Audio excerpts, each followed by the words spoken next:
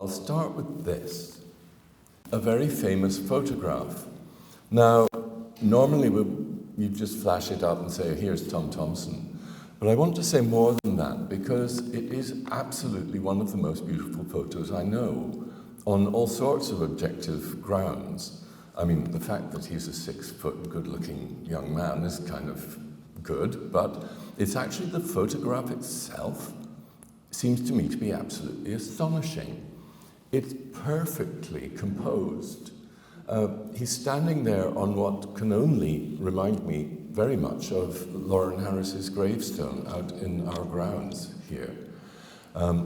Perfectly balanced, perfectly dressed.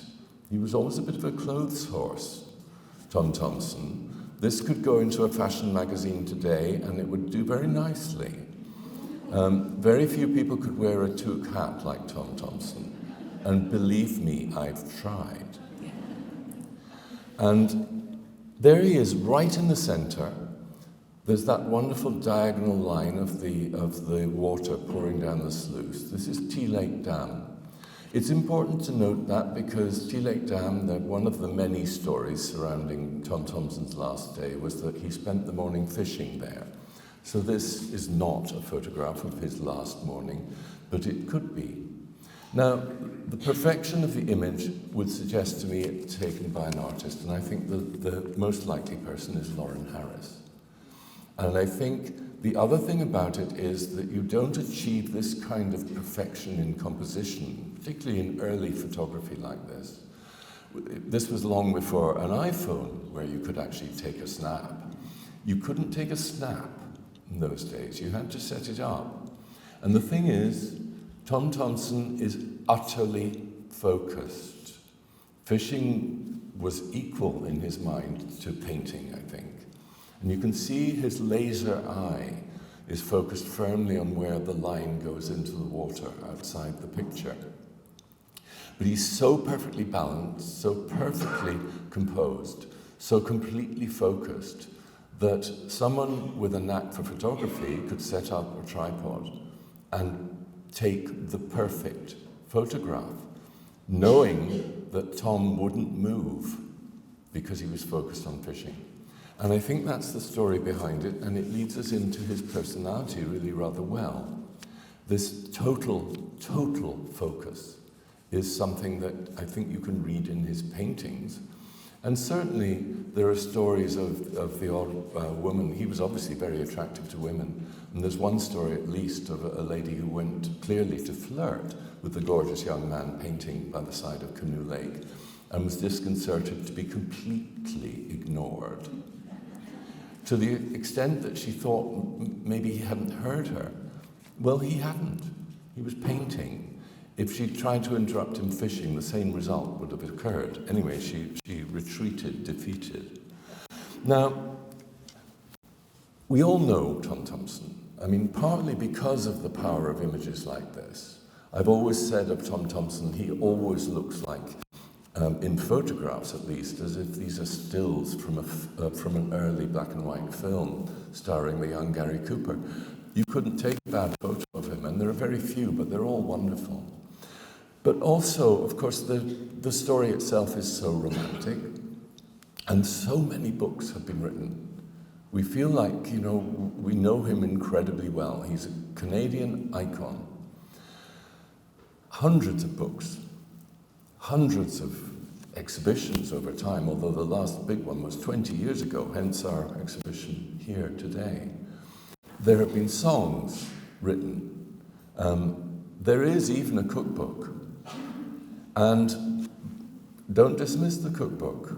That's by Angie Littlefield, who is a formidable researcher in her own right. And her book, based around food, is nonetheless full of useful information. But there's almost too much. Every hour of his short life has been ransacked for any information you could get. But actually, the point is, there's very little documented information about Tom Thomson. He died too young. He died before he became famous. The local paper did an interview with him in spring 1917, but that's the only time. And that was a kind of, local boy makes good paragraph in the local paper. He never wrote about his art. He was never interviewed in depth about his art. As I often say, and I say this in my essay in the catalogue, we have no idea of his voice. We don't know what he sounded like. His letters are brief and to the point. He never expounded about what he thought about art or what he thought about other artists, in fact. So we have so little to go on, so much in some ways, but so little actually. And I think it's worth just staying with this gorgeous image and looking at what we do know about him. He was a country boy. He was born in Claremont, and his family moved up to Leith, which always gives me pause because I was born in Edinburgh, and Leith is the port of Edinburgh. And if you go up to Owen Sound, which is the local town, as I did quite early on when I was in Canada, it's a great surprise, but it does look like Scotland. And it's not accidental. It was basically built by the Scots who came over. And so it reminded me of Kelso, oddly. I don't know quite why. But anyway, he was brought up in Leith. The family farm is still there. He is buried in Leith churchyard, if you want to go and look. And one friend said that he was born with a shotgun in one hand and a fishing rod in the other. And I think that's very true. He was part of a large family. He was slightly sickly as a child and allowed to roam, basically, for his health. He covered the countryside, he went fishing, he went paddling, he went out with the dogs, he went out with his gun. And he is a kind of amateur naturalist, just by instinct, but also by a certain amount of training. I'm delighted to say that he was effectively Scottish. I'm claiming him for Scotland, I'm sorry, I'm just going to do it. All right, Canadian-Scottish, I'll allow you that. His grandparents were from Aberdeenshire. They were from near Peterhead. And the family clearly retained a very strong Scottish culture. They made their own entertainment. He played the mandolin. He sang in a light tenor. We know that much about him. And the mandolin was only one of the instruments that he could play. But he also had a very useful relative on his mother's side, Dr. William Brodie, who took him out, and he was a naturalist. He was an early curator at the ROM, in fact, in that regard. And he took Tom out and taught him about flowers, about wildflowers, about animals, about nature. But other than that, he was not widely educated. He had no great schooling. And in fact, no real immediate vocation. We must assume that he could always draw. I think we can take that for granted. And he would probably always have sketched. He had that talent. But there was no driving vocation for him. And so he drifted into commercial art almost by accident. He followed a brother, George, to Seattle. George had set up a business school there, and there he started his training in commercial drawing and worked with an engraving company. So that's where he got his training. It was very much on the job. George, incidentally, should have been the artist, we remember. He went to the Art Students League in New York and trained as an artist and is a painter. You can find paintings by George Thompson. And one can only wish he'd learned a bit more from his younger brother. Tom effectively drifted until he was 30. He came back from Seattle at the age of 30 and got a job in Toronto. And that's really when his story sort of starts. Now, the other thing we know about him are little snippets about his personality. And they're worth going through because they are interesting. Ben Jackson, who was a fellow artist at Grip Limited, where they worked, said, Tom was never understood by lots of people. He was very quiet, modest, and as a friend of mine spoke of him, a gentle soul. He cared nothing for social life, but with one or two companions on a sketching and fishing trip with his pipe and Hudson Bay tobacco going, he was a delightful companion. Lauren Harris, however, mentions his remoteness. He talks of his genius, but he also talks of his reticence, and that's a word that crops up a lot. Reticence. It's an interesting word in the context of the time.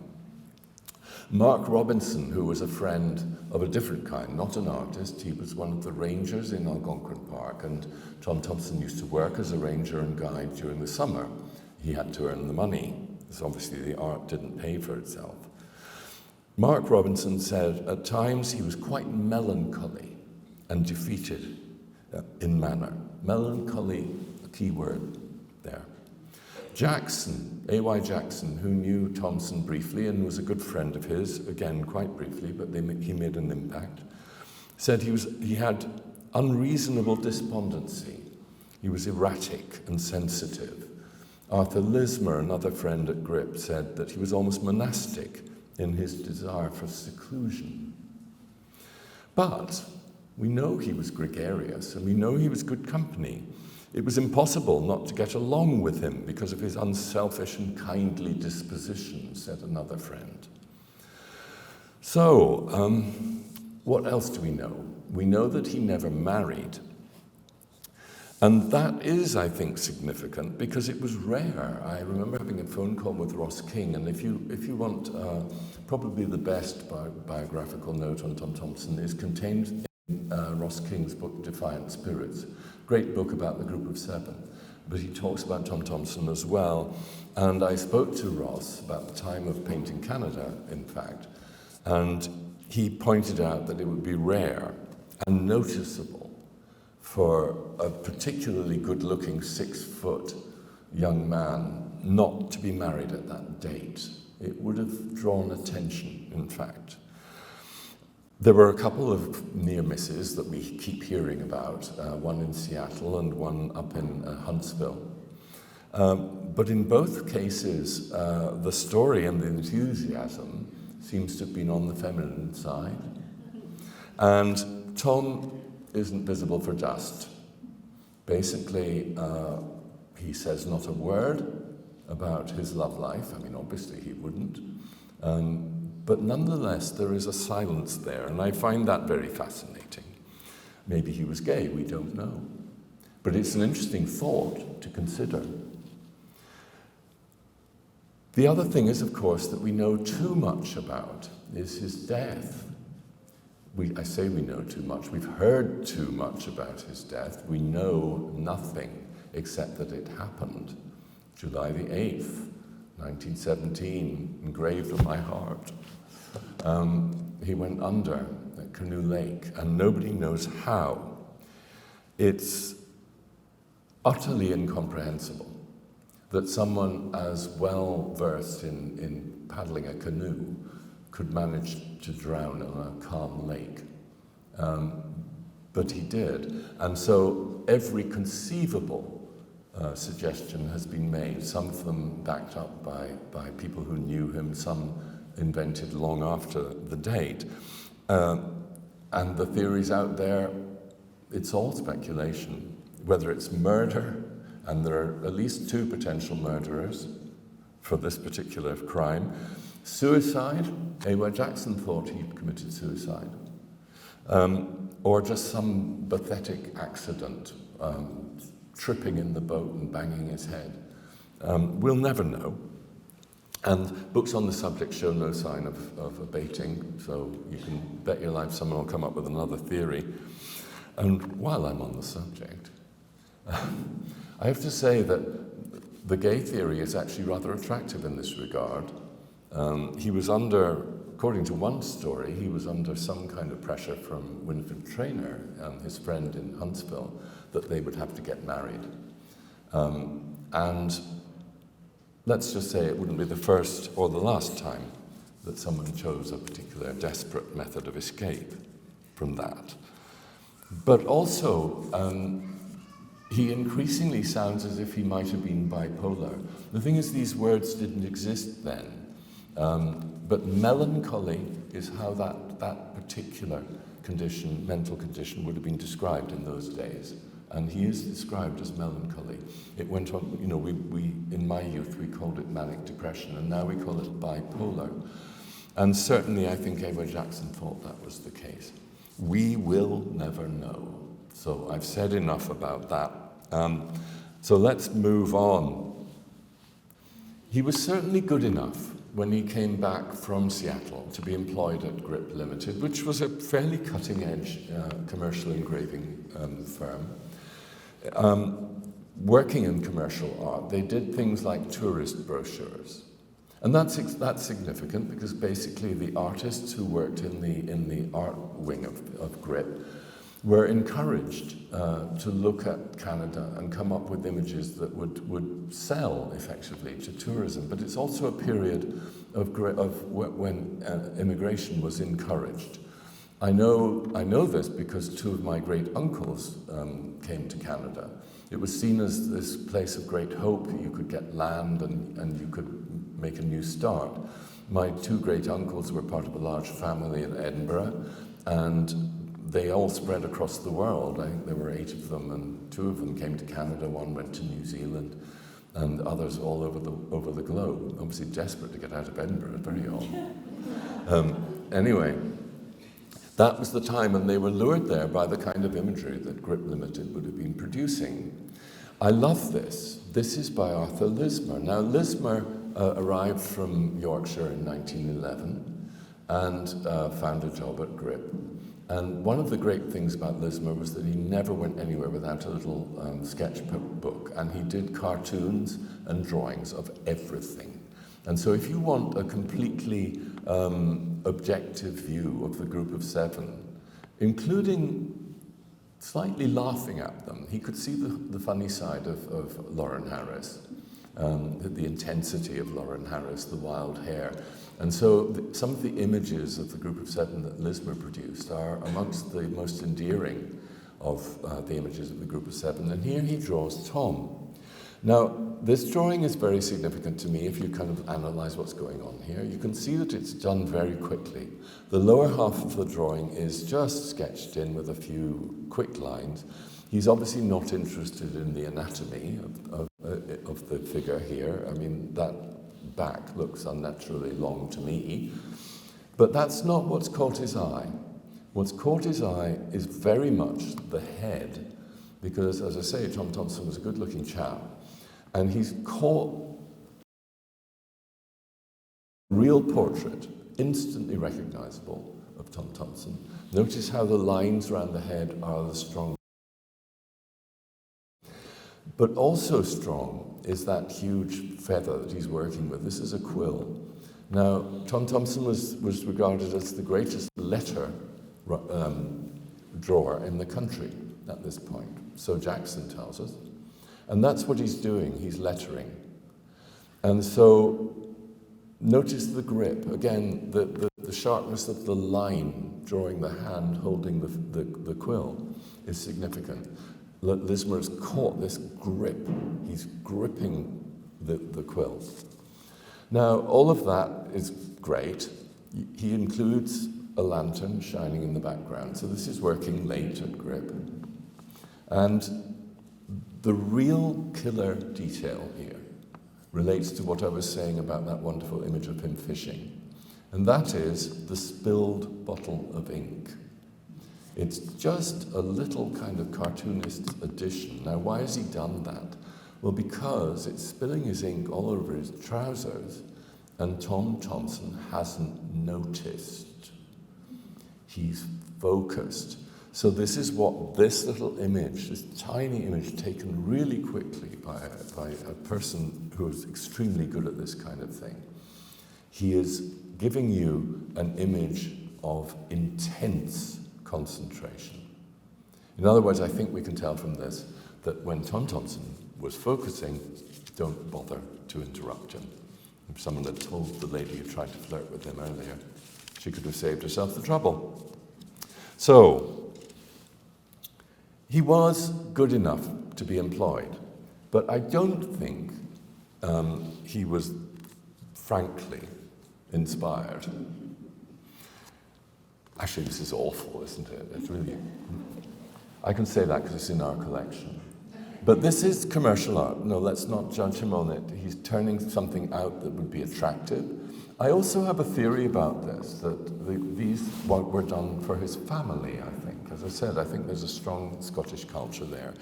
And I should just say, what you're looking at here is unreadable, but the bottom half is a quotation from Rabbie Burns, the Scottish national poet, and it says, "Some hae meat that canna eat, and some would eat that want it, but we hae meat, and we can eat, and say the Lord be thanked." Sorry, the Scottish accent comes easily to me. The thing is, this is the kind of irritating jingle that the father of the family would probably read out before every Thanksgiving meal. You could just picture it now, or more likely on the 25th of January at Burns Night. And Tom's brother Ralph tells us of another version of this, the same verse, but with a different image on it, a mountain stream in the Highlands.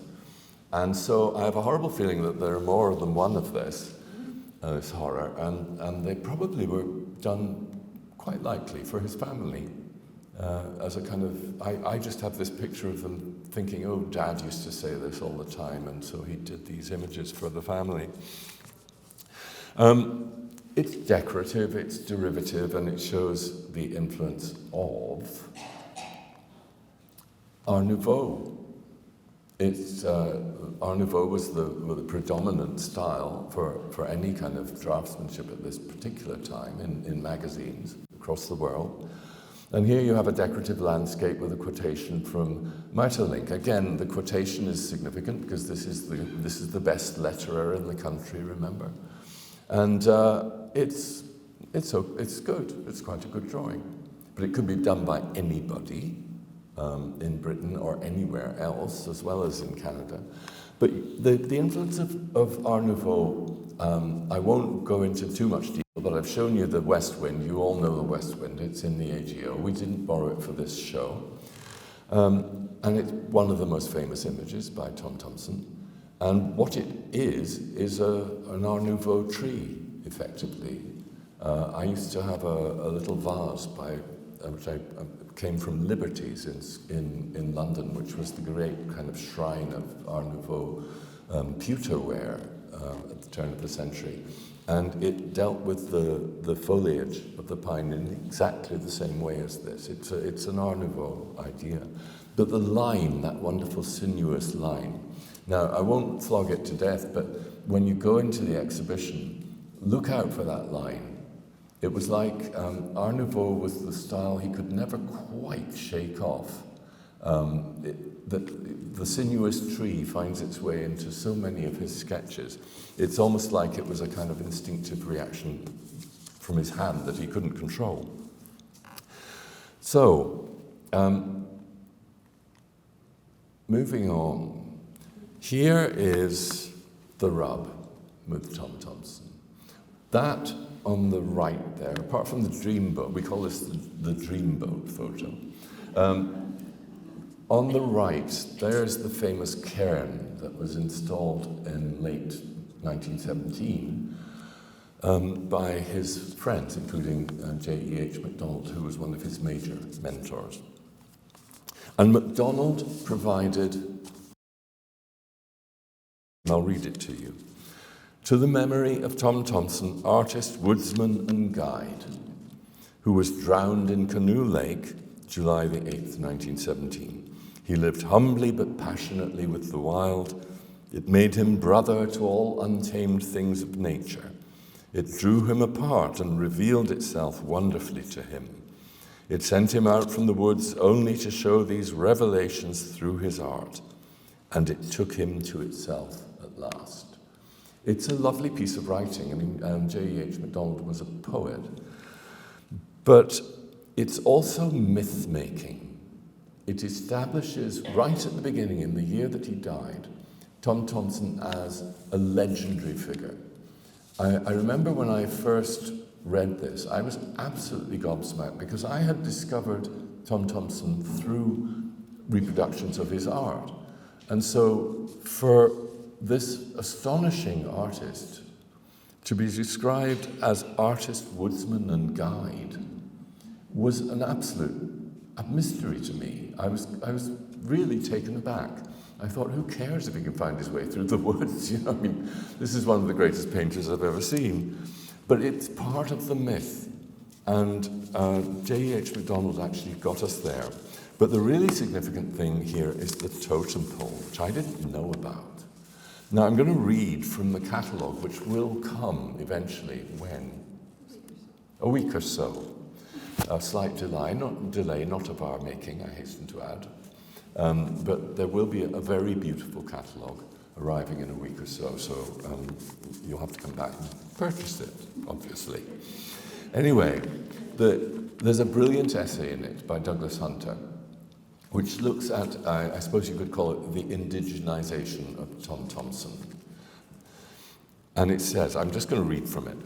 He says, at sunset on Saturday, August the 16th in 1930, 13 years after the death of Tom Thomson, Canoe Lake witnessed an elaborate tribute to the artist whose life and death were intimately associated with this corner of Algonquin Park.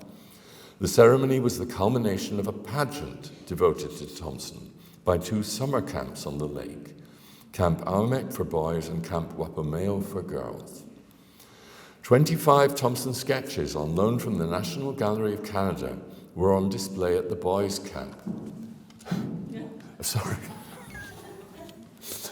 Let's just say it was obviously easier to borrow in those days. Anyway. Along, and this is the bit that kills me, along with some copies of some of Thomson's works and paintings executed by campers in their best effort at imitating his style. And that's an exhibition I would have given good money to see. For the sunset ceremony, the campers formed a great armada of canoes at the point of land where the artists J.E.H. MacDonald and J.W. Beattie had installed a cairn to Thomson, months after his mysterious drowning in the lake in July 1917. Camp Aumek had prepared its own tribute. An enormous totem pole was unveiled alongside the understated 1917 cairn. The totem pole was carved by John, brackets Jack, Sanderson Ridpath, an accomplished Toronto canoeist and amateur artist, and painted by camp councillors. Ridpath cultivated a persistent fiction that his mother was a member of Curve Lake First Nation. The towering pastiche of Pacific Northwest Indigenous culture, incongruously planted on a pre-Cambrian outcropping in Ontario, was topped with a man-stroke-eagle Thomson figure that represented the man with the wings of aspiration. Then come in successive motifs the forester, the camper, the guide, the swimmer, the canoeman, wood music, the white man's woodcraft, the artist. Mark Robinson, mentioned him before, a retired park ranger who had known Thomson well and had helped to search for him when he went missing, made an address that presumably was more solemn than his fireside tales about Thomson's ghost paddling the lake that spooked Aumek's campers. In the final ceremonial act, a birch bark canoe paddled by Bill Stockwell of Golden Lake, now Pikwakanagan First Nation, a canoe instructor at the camp, arrived for the final act of obeisance. His canoe, laden with flowers, was carried up the hill and placed at the base of the Thomson totem pole. So this is one of the problems. I mean, it's become a problem. It's caused decades of discussion, what I call the indigenization of Tom Thomson. It makes of him something like Grey Owl. Grey Owl, that famous supposedly indigenous lecturer and conservationist who turned out to be called Archie Bellany and was born in England. The fact is, Canada has often struggled with indigenization of this kind, and Tom Thomson's reputation has been damaged as a result. But moving swiftly on, but the faster you can move on from that totem pole, it's astonishing. Apparently it's still there. Okay. So, what had happened? Sorry, I've lost my place. What had happened in the meantime, I think?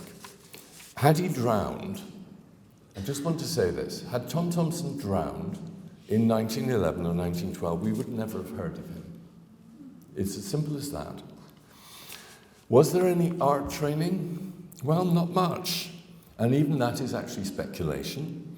It's assumed that he may have attended classes at Central Ontario School of Art and Design, which is now Oakland U, of course, with William Cruikshank, and I'm delighted to say that's another Scot, around 1906 or 1907. As I say, these would be evening classes at most. There's no record of it. But Cruikshank had emigrated to Toronto and Ontario with his family in 1857. He's a very distinguished artist. He returned to Scotland for training and studied at the Royal Scottish Academy in Edinburgh, which I know well. And he was also at the Royal Academy in London, the École des Beaux-Arts in Paris. This was a highly trained person, and so an excellent artist in his own right.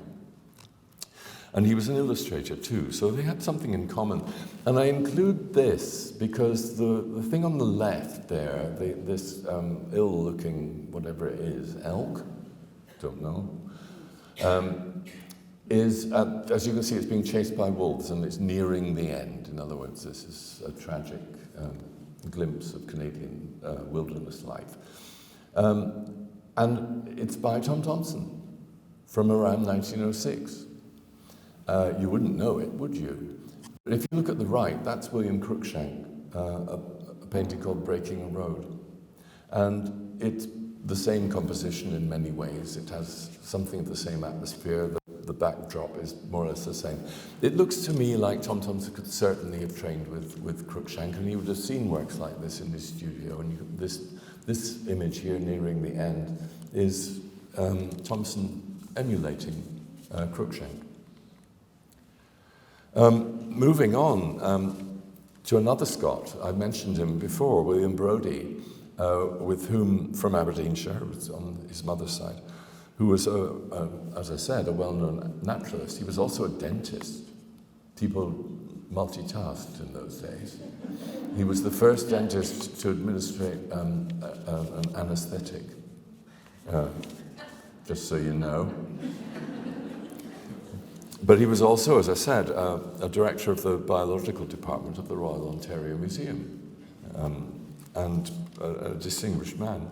But I think this can be seen possibly in this gorgeous thing. We've got 5 of these images. In the middle of 1915, suddenly Tom Thomson paints wildflowers, and this one is is ours, and is, I think, one of the most beautiful. Because it's so random. He's picked a bunch of wildflowers and flung them on the ground and painted them. This is not an elaborate display. This is not a bouquet by any stretch of the imagination. It's a jumble of wildflowers. The wonderful thing about it is it's painted with quite a broad brush. It's painted very quickly, as all of Thomson's sketches are. And yet, you can, if you're not me, identify every flower in this, I'm told. Everything is identifiable very precisely, and yet painted with the broadest of brushes. It's a remarkable thing. And it means, I think, that he knew what he was painting. It's as simple as that, and I think that's probably the influence of Dr. Brodie. But there's, again, potentially William Cruikshank. Now, if you'd just seen Breaking a Road by William Cruikshank, you perhaps would think this is not by the same artist, but actually his signature appears on the one on the left there. And this was a genre that was very popular in Victorian England, and so Cruikshank did it because there was a market for it. The idea of focusing on wildflowers and a bird's nest like this and painting it in hyper-realistic style is very strong. But again, this is something that quite possibly Thomson saw in Cruikshank's studio when he went for evening classes. Who can tell? But at Grip, he was given positive encouragement to develop skills as a painter. There are 1 or 2 paintings from really early on that are really not great. They're okay, but they're very amateur. But in 1912, he could paint like this. This is, if you've seen it in the show, it's this tiny little piece in 1912. And why was he doing this? Well, because Albert Robson, who was the boss at Grip, encouraged his artists to go out and paint. He wanted, everyone at this point was talking about the archetypal Canada. This was to be the driving force behind the creation of the Group of Seven in due course. The idea that Canada deserved a style of its own, that you couldn't just use the style of the Barbizon School or the Hague School or one of those European schools that sold well to collectors in Canada. That was not good enough for Canada. It deserved its own style. And the subject matter, you didn't want to paint Canada so that it just looked like the forest of Fontainebleau, or the dunes around Haarlem, or the Swiss Alps. It deserved its own subject matter. So anyway, he was sent out in 1912. He's up in Algonquin, and he paints Fairy Lake. And I think you can see here, this is basically Tom Thomson painting like a 19th century artist. There are some nice details. It's mainly, it's not painterly, but there are just a few little dots here and there in the foliage and the flowers in the foreground where you see a more painterly approach. But it's actually very subdued. The color is khaki, basically. It's a very subdued piece. It's actually very beautiful. It's worth looking at closely. He was obviously a good painter even then. Probably influenced by J.W. Beattie, who was a friend, of slightly older generation, older than MacDonald, and rather traditional. In late July of this year, he canoed. He went up again to Algonquin Park. This was the year when he discovered Algonquin Park for the first time. Again with a fellow artist from Grip, William Broadhead, also from Yorkshire, incidentally. And they spilled their canoe twice, at least twice, in rapids, and lost paintings and rolls of film. But when he got back to Toronto, and they'd by this time moved to another firm, they'd followed Albert Robson to another firm called Rouse and Mann, there was some excitement about the sketches that Thomson brought back. And those sketches resulted in this, a Northern Lake, which is now in the Art Gallery of Ontario, but was bought in 1913 at the Ontario Society of Artists exhibition by the government of Ontario for $250. Not bad for someone earning 75 cents an hour, which was apparently a good wage, I might add, at Grip. And this really launched his career. This was his first major painting, and it sold to the government. And the sketches that led up to this are all very much of a piece. You have a strip of foreground, you have a strip of water, rough water, you have a strip of landscape in the distance, and you have big sky at the top. And I've called this section in the exhibition Big Skies, Big Weather, because I think this is what Thomson was looking for. He was looking for archetypal Canadian subject matter, and I can sympathize with this, coming from Britain. Indeed, the ghastly weather here is one of the most obviously Canadian things. You get big weather here. And also, the landscape is just bigger. I mean, I know that's actually geographically impossible, but the UK is small, and it looks small. Somehow here, the horizon just seems bigger. It's not possible, but it does seem that way. And I think Thomson is looking for that, looking for classic Canadiana, and here it is. And my word, look at that. It is astonishing. Here, you don't have the colour that you find later in Thomson, but you find that instinctive ability to capture weather and atmosphere with a few brushstrokes. That water in the foreground is astonishingly painted. And then you have this lovely sky above it. Again, look at the size of the brushstrokes. It's a big brush he's using there. This is tremendous skill. Another, a similar idea. Again, the colour muted. There's a kind of impressionist idea to it. But in spring 1913, he's not the post-impressionist colourist he was to become. And it led eventually, this interest in capturing weather as something specifically Canadian and specifically unique to Canada, leads to a masterpiece like this. And this hangs right at the beginning of the exhibition, and it really rewards study. It's a remarkable painting. The thing about it is that it's small. Of course, it's still only the size of an iPad, but the whole of Canada is in there. It's a huge subject, this gigantic cloud. And when you look closely at it, you'll see that he started with this wonderful blue edge here of the cloud, then fills in the sky, the bright sky, afterwards to get that balance of tone right. And in the foreground, remarkably, because his control of colour is so extraordinary, he gets that sense of light that you get when you get these enormous thunderclouds dominating everything, and you get the light coming in sideways. And he's just dipped his brush, a broad brush, into a kind of khaki colour and dabbed it over the landscape like that. And tells you everything you need to know about the weather on that particular day. It's a remarkable painting.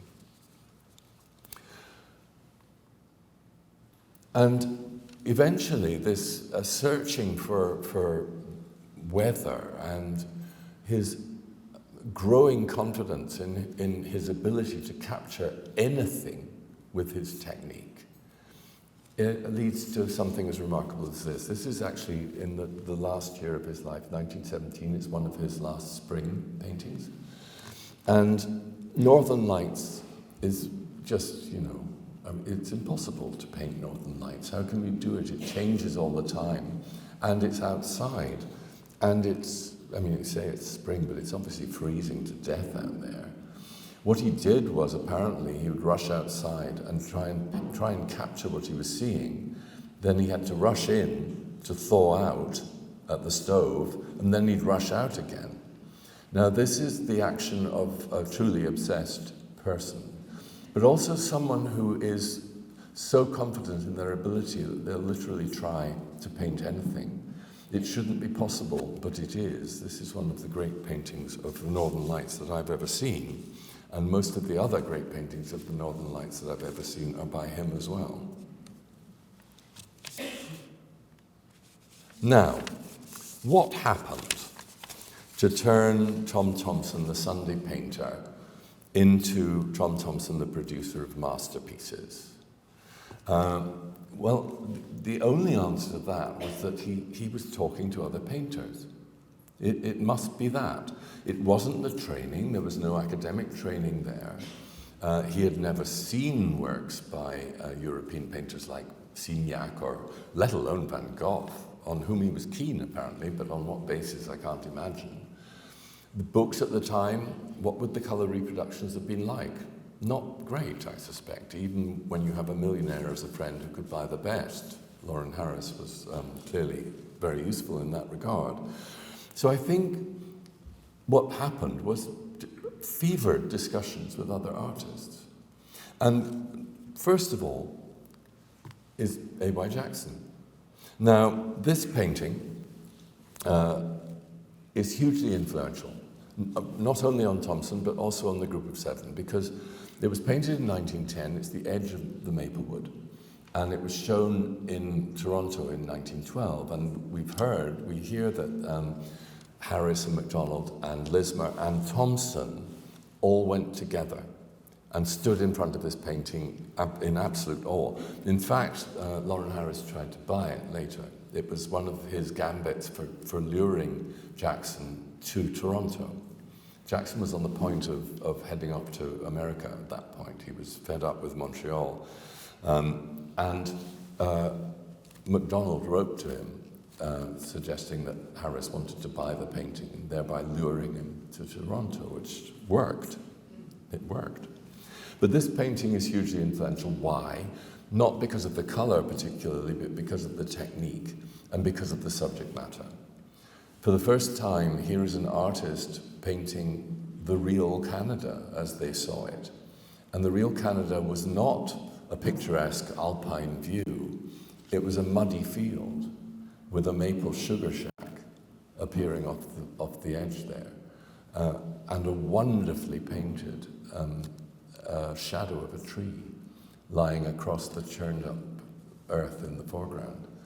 It was the boldness of the subject matter, the idea that you could find Canada in a muddy field and you didn't have to look beyond that, and the brilliance, the virtuosity of the painting that really got to them all. And so when Jackson is brought over to Toronto, Dr. McCallum, who is the great patron of the Group of Seven and Tom Thomson in the early days, came up with this lifesaver of an idea, which was to subsidize both Thomson and Jackson. For a year, he offered to buy sufficient of their paintings over the next year to really launch them as professional artists. It allowed Thomson to leave Rouse and Mann and behave like a professional artist. This is a lifesaver. This is why Thomson becomes the artist he does. He was rescued from the need to do commercial art and allowed to go to Algonquin Park in the spring and stay there the whole of the summer in 1914. But also in 1914, the studio building opens, and this was something that Lauren Harris and McCallum had funded together. It's still there, you can go and visit it in Rosedale Ravine. You can't get in, it's a private residence now, but you can still see it.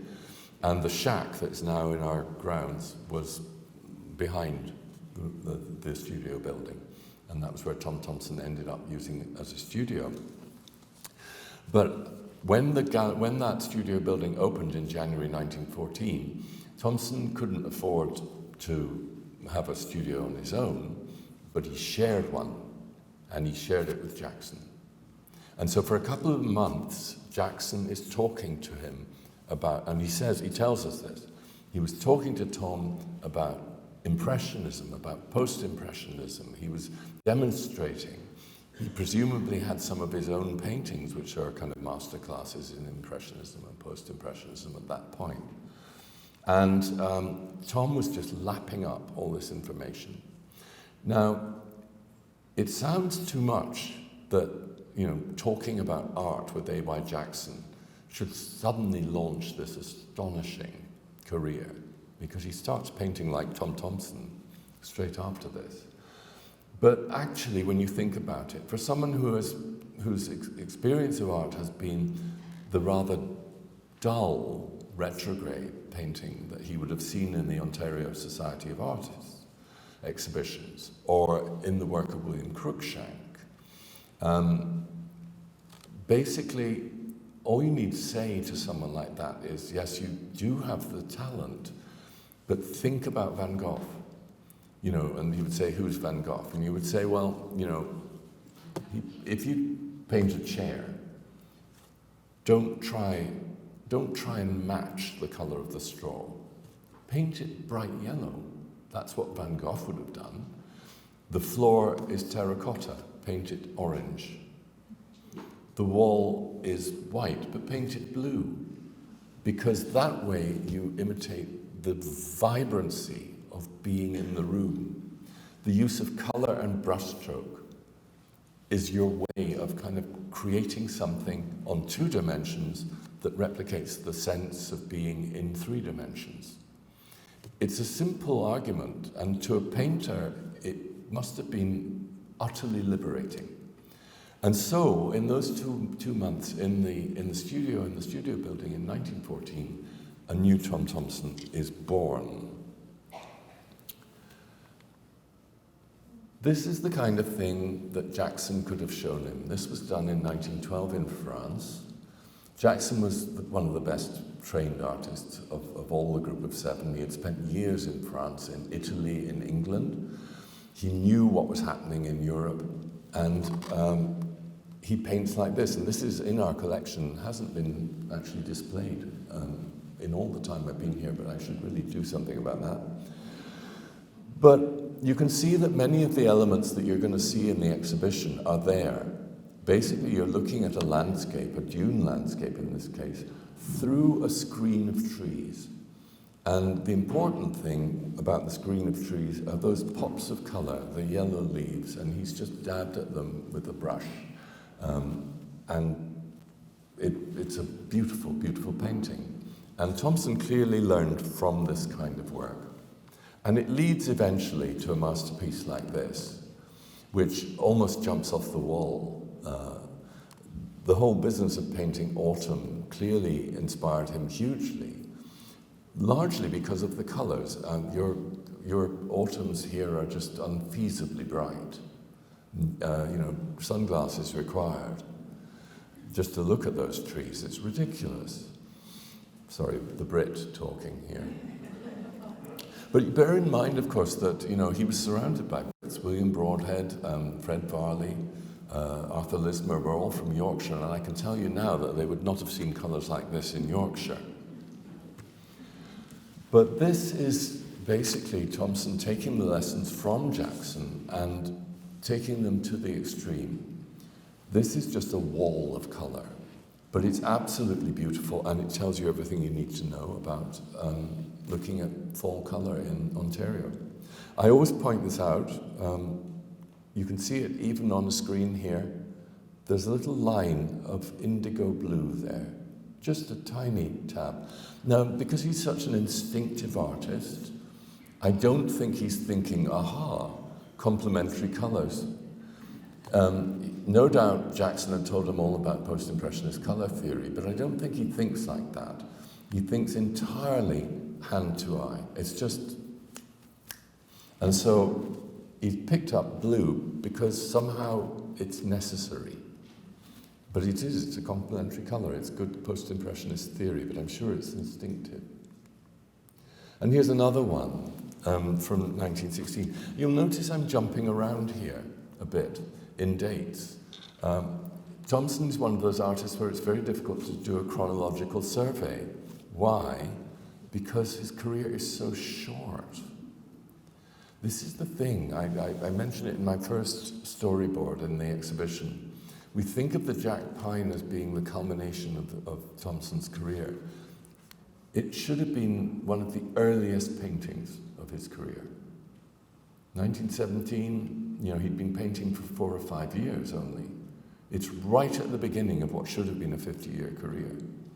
But we have nothing else, and so we think of it as late. But actually tracking a development chronologically is very hard within Thomson's work. He produces some 550 sketches in a matter of 2 or 3 years. It's an astonishing production. And kind of working your way through that in terms of chronology, there isn't time for there to be a development. If there had been sketches 10 years after this, you might have looked back at this and said, this is the early colour phase.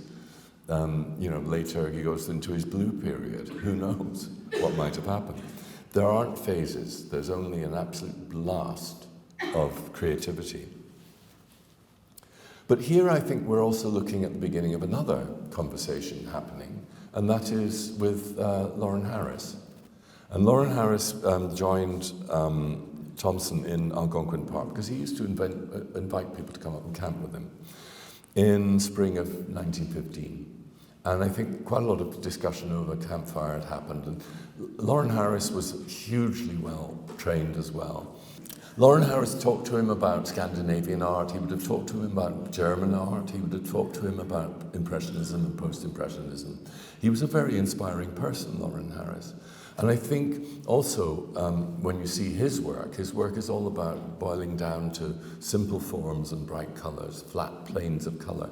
And I think that's what you're seeing here, those flat planes of yellow. So I suspect you can hear Lauren Harris's voice in this painting. And eventually it leads to things like this. This is one of the paintings that I think is truly experimental. My feeling about Tom Thomson is that he was ecstatic. It's the only word for it. He was ecstatic with the discovery of how to paint. That moment in 1914 where he's let loose in Algonquin Park, having had that useful period of months with A.Y. Jackson, was such a revelation to him, and he found that he could do it. And the fact of the matter is, Tom Thomson is a genius. He didn't have to learn, really. Once the doors of colour and brushstrokes had been opened to him, he suddenly found that he could do it. He could really do it. And it was exciting to him to paint almost anything. And he does try occasionally to put onto paint some ideas. Jackson complains that by the end of 1914, Thomson's looking dangerously cubistic. Cubistic at that point being just basically insult for anything that was modern. But nonetheless, he gets pretty close here. This is the most abstract Tom Thomson ever gets. And again, I can say this because it belongs to this collection, but I absolutely hate it. And I think it's fascinating, but not a success. It doesn't actually add anything, I think, to the landscape he's trying to suggest, but it's an experiment. It's an experiment, and he did try them from time to time.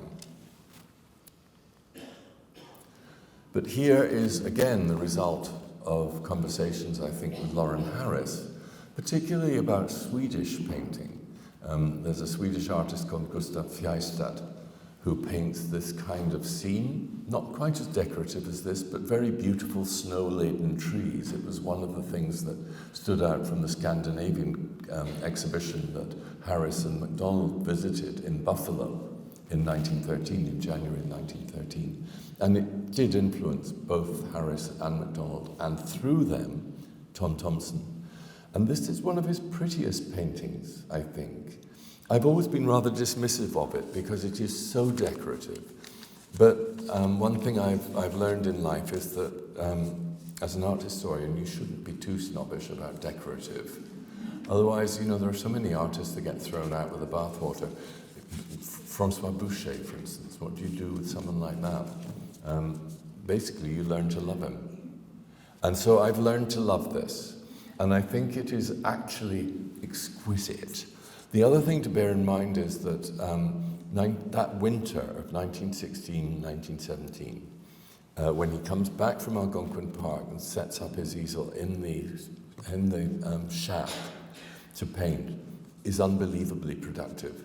This is from the same few months as the jack pine and the pointers and the log, can't remember what it's called anyway, the great logging painting that's there. So many of his great paintings, the autumn gold painting, are all from the same few months. It's an incredibly creative period, and each of those paintings could almost be by a different artist. This is what I find fascinating. The large paintings by Tom Thomson are exercises in translation of his sketches into something large that would be exhibitable and hopefully sell. So the commercial mindset sets in here, and you can see Tom Thomson's mind working, translating something into something that would be acceptable on the walls of an exhibition. So where in the sketches you see his instinct and his genius, in the big paintings you see his intellect. And actually, I've come to realize Harold Town, the artist, dismissed his large paintings as kind of heavy works that were close to his mind but not to his heart. Actually, I think we need to move on from that idea and accept that they are also works of genius, but it's a different kind of genius, it's conceptual. The most famous example of this process, there's the sketch. Just to show you that difference. And if you look at what's happened, he's taken the idea of this kind of lace work and enhanced it. It's become like a lace doily. It's exquisite, it's beautifully done, but very, very decorative. But it's really the foreground where he's changed the shape of the landscape to work better at the bottom of the painting, to turn it into this square shape.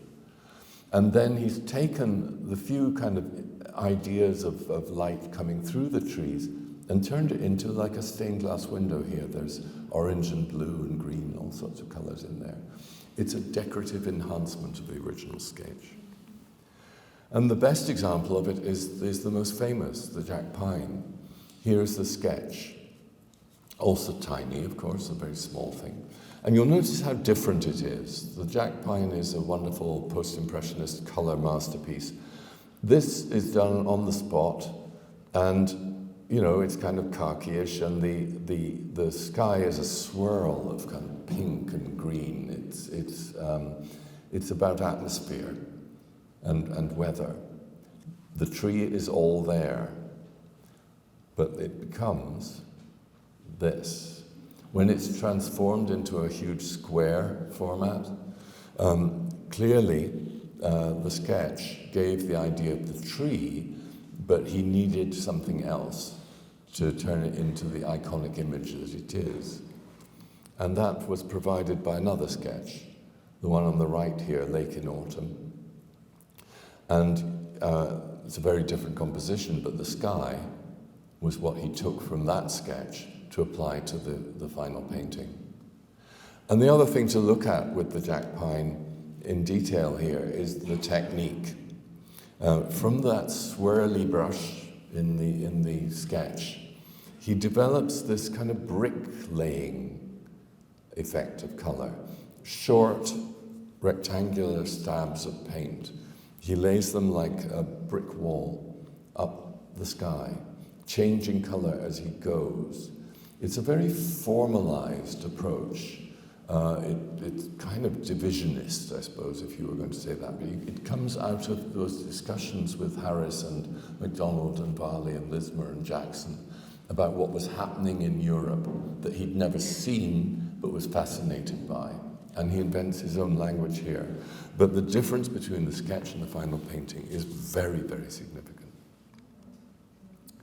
And here, notice again, the same winter, produced at the same time in the shack. I'd have loved to have been a fly on the wall in the shack in this particular winter because the level of creativity is off the charts. But here you've got the Pointers, which is a pointilliste painting. It looks like no one so much as Paul Signac, follower of Georges Seurat, post-impressionist. In other words, not tiny dots, but dabs of paint with a large brush.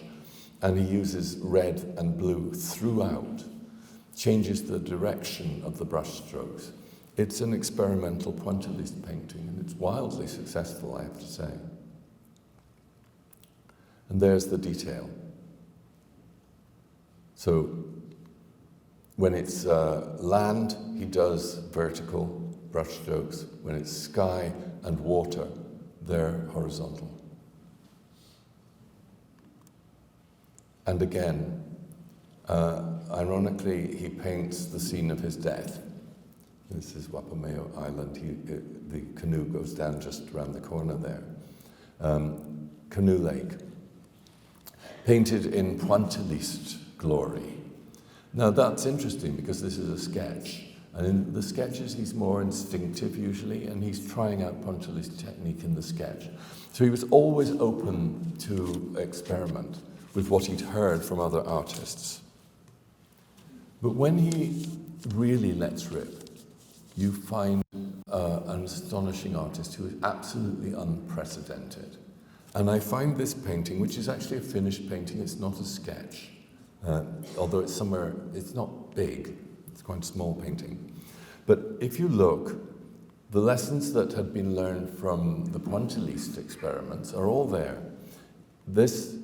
The backdrop here of the hill behind is done in those slab-like brushstrokes, upright, vertical. And the water is done horizontal. The front, he left blank to begin with, and you can see at the bottom here, you can see the actual original panel showing through. And that's because he sketched it in very lightly to begin with, in a watered down paint, with these lovely blues showing through. And then the final thing that he did was to take a brush, a small brush this time, dip it in white, and do this astonishing work over the top. And those cedars are amongst the most brilliant pieces of painting in the exhibition. And I do encourage you to go and look closely at it because it's quite awe-inspiring. But the backdrop is him working in his standard way, and then he invents something in the foreground that's quite unprecedented and absolutely unique and utterly beautiful. Again, as I say, there's this sense of kind of ecstasy in Thomson. The nocturnes are amongst the most wonderful things that he did. And they shouldn't be possible.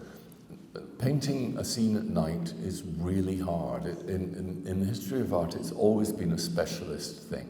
There are certain artists in the history of art who painted night scenes. Famously in Britain, Henry Pether, who no one's ever heard of, but that's what he painted. And in Dutch Golden Age, it's Art de Gelder who paints them as well. Art van der Neer, sorry. And it's a specialism, but Thomson did it just because he wanted to challenge himself. And he felt that his technique was adaptable enough to actually do it. And you get something like this, Nocturne in the Birches. This is 1916. And it tells you everything you need to know, like I always say. But I mean, look carefully. The swirly brushwork here in the sky, this is fast painting. I mean, we have to think that he could produce something like this in half an hour, maybe, or an hour of painting. Just sit down and do it. You can see the speed in the brushwork. Speed is one of the elements, color, speed. And it comes up with something that evokes a wind, a high wind at night, clouds racing across the sky. The birches suggest that they're bending in the breeze. The monochrome of the painting is absolutely beautiful and controlled within an inch of its life. I mean, this is capturing a moment at night. It's quite remarkable. And then at the end, again, I think it's just genius leading him to do something without much thought. He turns the brush around, dips it in white, and dabs it on the sky to create these stars. Literally stabbing the painting. It's a remarkable piece. So, one of the best things, the 1917 spring is famously known as the last spring of Tom Thomson. It's become a part of the legend of Thomson. And it all comes from the aforementioned gentleman, Mark Robinson. Mark Robinson, the ranger, who was a friend of Thomson's. And Mark Robinson had a kind of late career burst, if you like, as a raconteur about Tom Thomson. To his probable astonishment, he then had a long period of decades in which various art historians trooped to his door to interview him, and the stories just get wilder and wilder. And so we end up with, the ghost of Tom across Canoe Lake. That comes from Mark Robinson. There are many, it was murder and he knew who'd done it, but he took it to his grave. We'll never know. Mark, I think, was a storyteller and enjoyed himself rather too much when asked about Tom Thomson.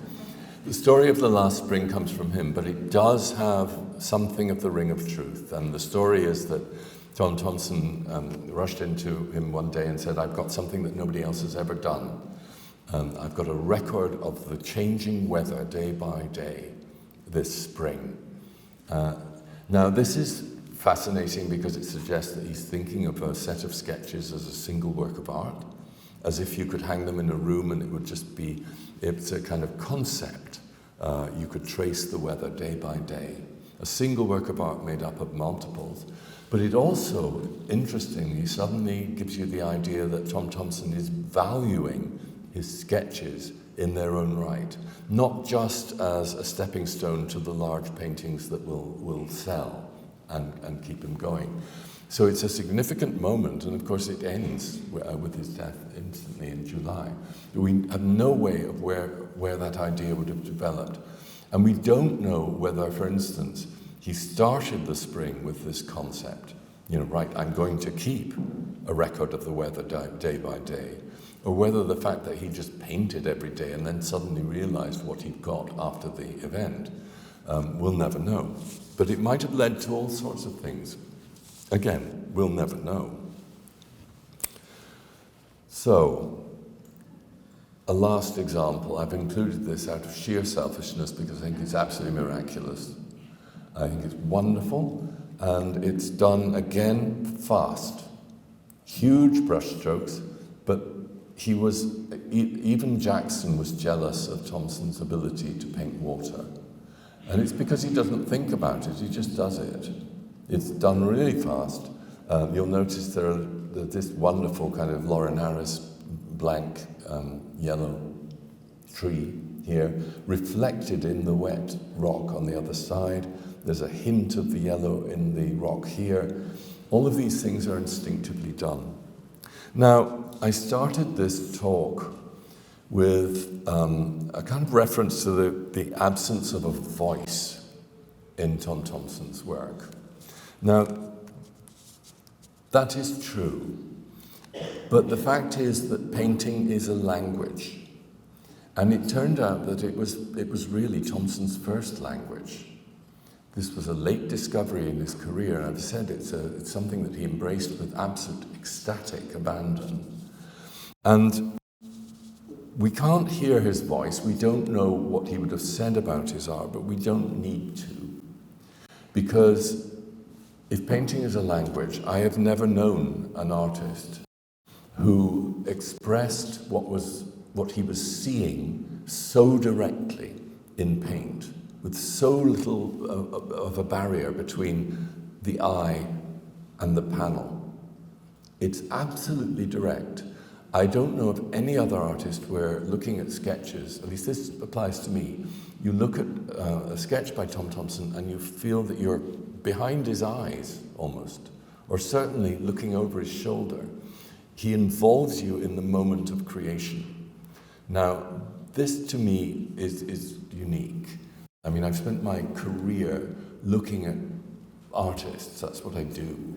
The only other artist I can compare in a similar way is very specific, and that is in Rembrandt's drawings.